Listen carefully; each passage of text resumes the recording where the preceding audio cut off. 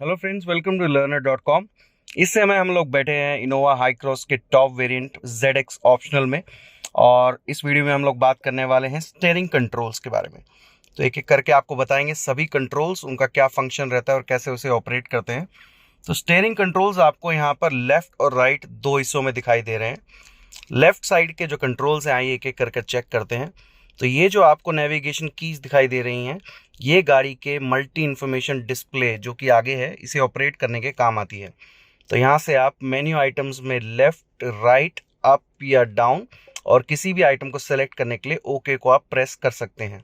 तो इसे ऑपरेट करने के लिए आप देखेंगे कि जैसे राइट की आप चलाते हैं तो आपको इस प्रकार से मेन्यू आइटम्स में नेविगेट कर सकते हैं।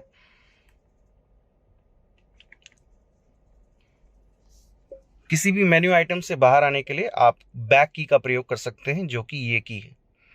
उसके बाद ये जो आपको फ़ोन का आइकन दिखाई दे रहा है, यहाँ से आप इनकमिंग कॉल, अगर आपने ब्लूटूथ कनेक्ट कर रखा है अपने फ़ोन का, तो कोई भी कॉल रिसीव करने के लिए आप इस बटन का प्रयोग कर सकते हैं।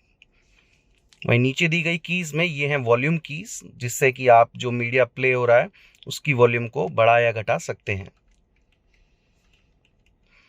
साथ ही ये है वॉइस असिस्टेंट का बटन। तो वॉइस असिस्टेंट को आप यूज़ कर सकते हैं कोई भी कुछ एक वॉइस कमांड्स को यूज़ कर कर, जो कि आपके इंफोटेनमेंट सिस्टम से कनेक्टेड है। जैसे कि हम लोग सैंपल के तौर पर एक कमांड यूज़ कर कर देखते हैं, tune to FM 92.7। Tuning to 92.7 FM. तो इस प्रकार से आप वॉइस असिस्टेंट बटन का प्रयोग कर सकते हैं। अब बढ़ते हैं राइट हैंड साइड। तो यहाँ पर जो आपको कमांड्स दिखाई दे रही हैं या बटन्स दिखाई दे रहे हैं, ये मोस्टली ADAS जो फीचर्स इसके अंदर आते हैं, TSS भी जिसे कहा जाता है, टोयोटा सेफ्टी सेंस, उसको ऑपरेट करने के बटन्स यहाँ पर दिए गए हैं। तो सबसे पहला बटन यहाँ पर दिया गया है, ये अडेप्टिव क्रूज कंट्रोल का बटन है। तो जैसे ही आपको क्रूज कंट्रोल सेट करना है, डिजायर्ड स्पीड पर गाड़ी को ले जाकर आपको सिर्फ इस बटन को प्रेस करना है और आपका अडेप्टिव क्रूज कंट्रोल एक्टिवेट हो जाता है। और इसमें क्योंकि अडेप्टिव क्रूज कंट्रोल के अंदर सामने जो ट्रैफिक आता है उसकी रेंज को भी आप सेट कर सकते हैं कि कितनी रेंज की गाड़ी पे आपकी गाड़ी की स्पीड कम हो, तो उसे आप इस मोड बटन के द्वारा सेट कर सकते हैं। तो यहाँ पर आपको 3 लेवल्स दिए गए हैं और आप तीनों बार इसे अलग अलग प्रेस कर कर गाड़ी की जो फर्दर ट्रैफिक आगे आपको मिल रहा है उसकी रेंज को कम या ज़्यादा यहाँ से कर सकते हैं। साथ ही क्रूज कंट्रोल के दौरान आप अगर स्पीड को बढ़ाना या घटाना चाहते हैं तो आप यहाँ से प्लस या माइनस का प्रयोग कर सकते हैं। और क्रूज कंट्रोल को कैंसिल करने के लिए आपको सिंपली कैंसिल की का प्रयोग करना है। तो ये जो कंट्रोल्स आपने देखे, ये थे अडेप्टिव क्रूज कंट्रोल से रिलेटेड। वहीं उसी से रिलेटेड एक और फंक्शन इसमें आया है, वो है lane departure alert.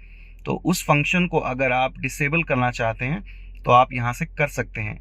Lane departure alert आपके अडेप्टिव क्रूज कंट्रोल के साथ ही काम करता है, जिसमें कि जो रडार है, फ्रंट सेंसर, वो आपकी लेन मार्किंग्स को रीड करता है और जैसे ही गाड़ी लेन से बाहर जा रही होती है तो अपने आप स्टीयरिंग इनपुट देकर वापस गाड़ी को लेन में ले आता है।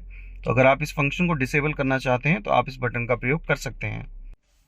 और लास्ट दो स्विचेस हैं मोड के थ्रू आप सेलेक्ट कर सकते हैं FM, USB एंड ब्लूटूथ।